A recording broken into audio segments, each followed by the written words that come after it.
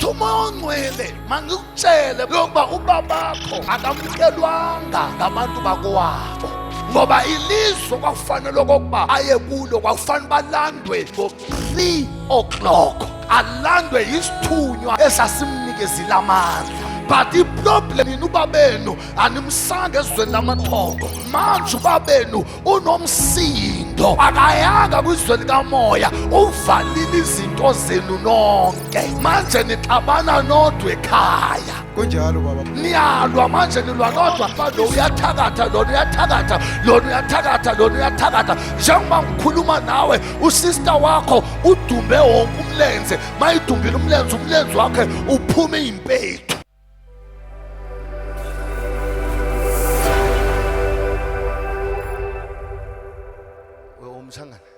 Umthangane wabulabula ngomfo.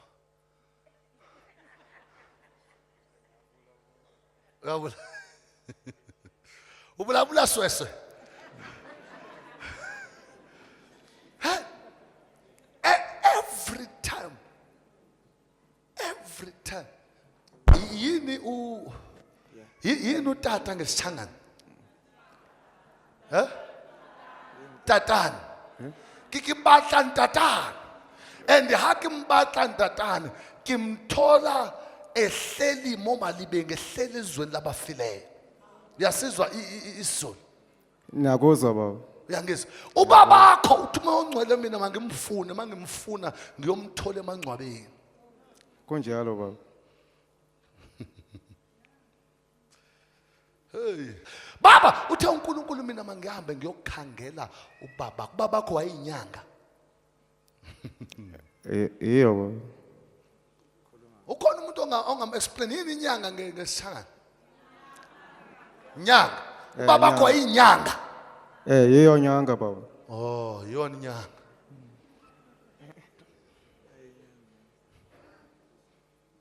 Uthe umoya ongcwele mina angihambe ngiyokhangela ubabakho. Ngifuna ungizwe kahle. Mangikhangela ubabakho ngifike ngithola ubabakho ezweni labafileyo.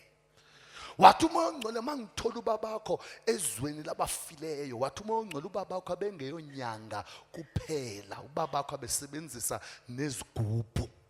Mayisebenzisa izigubhu kunabantu bebefika ekhaya bazothatha amandla. Mabethatha amandla baphume bahambe, but imistake enayenzayo ubabakho wayinitshelile ukuthi mayitshona kufuneke nimngcwabe kanjani, nangamngcwabi ngendlela owayithe umngcwabeni ngayo. Qinise kunjalo baba. Kwenzekile lokho. Wayinitshelile ubabakho, wanibiza nguwe ubhuti wakho, usisi wakho, ubhuti wakho. Wanibiza wathi bantwana bam mangisifa ningingcwabe ngo-3 o'clock ekuseni. Wathi bangabikho abantu, kube nini nodwa. Nina namngcwaba emini kukhona abantu. Wathi ningaqheli, ningayihlabi inkomo, ningalichithi igazi, kutsho ubabakho. Nina nachithi igazi. Hayi uhamba nami baba, kunjalo. Ngifuna ungizwe kahle, because manje after unyaka kushonile ubabakho, kwashona unkosikazi wakho, kwashona umntanakho, kwashona indoda kasister wakho, kwashona nomntanakhe. Uyangizwa baba? Ngiyakuzwa baba, wonke lokho kwenzekile. Kulo kuto. Go deeper baba. Prophesy. Uthi umoya ongcwele mangikutshele baba yokuba ubabakho akamkelwanga ngabantu bakowabo, ngoba ilizwe kwakufanele okokuba aye kulo kwakufanele balandwe ngo-3 o'clock, alandwe yisithunywa esasimnikezile amandla. But iproblem nini ubabenu animsanga ezweni lamathongo. Manje ubabenu unomsindo, akayanga kwizwe likamoya, uvalile izinto zenu nonke. Manje nixabana nodwa ekhaya. Kunjalo baba, kunjalo. Nixabana nodwa ekhaya, niyalwa manje, nilwa nodwa, nisolana nodwa uba lo uyathakatha, lona uyathakatha, lona uyathakatha, lona uyathakatha. Njengoba ngikhuluma nawe, usister wakho udumbe wonke umlenze, mayidumbile umlenze wakhe uphuma impethu. And usister wakho uthi uwo mloyayo. Hayi, iqiniso baba, yiko lokho.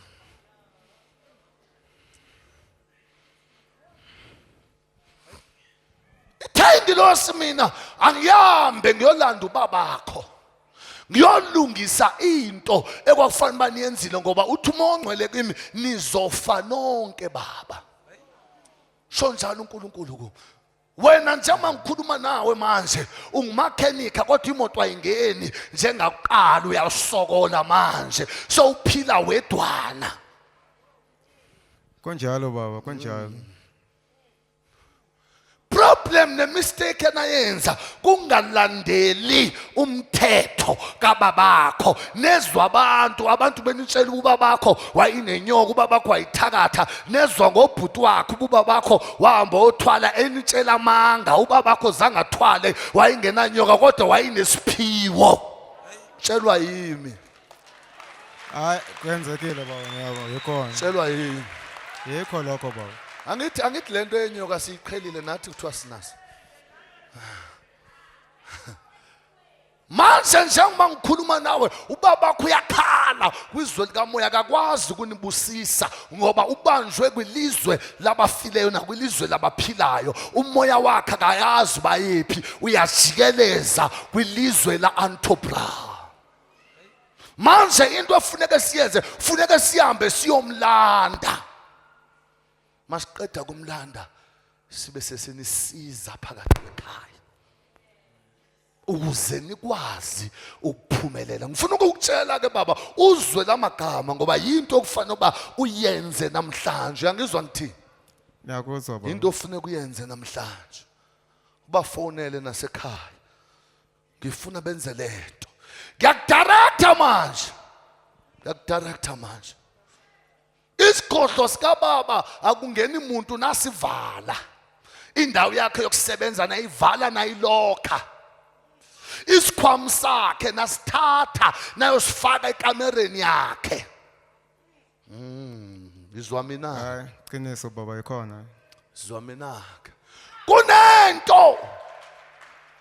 Kunento eyayibomvu ingathi ngumkhonto ubaba wakho wayifaka la eyinecklace, wayifaka lento qho mayivuka ekseni ezohlamba emlanjeni. Ubaba wakho wayengahlambi eVaskomini, wayihlambela emlanjeni.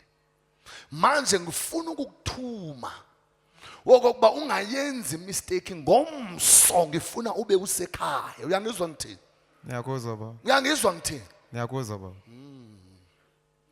Awukakholwa Thomas, awukakholwa nangoku, awukakholwa. Uzwe lento ngoba uba uyenzi nizofa nonke niphele.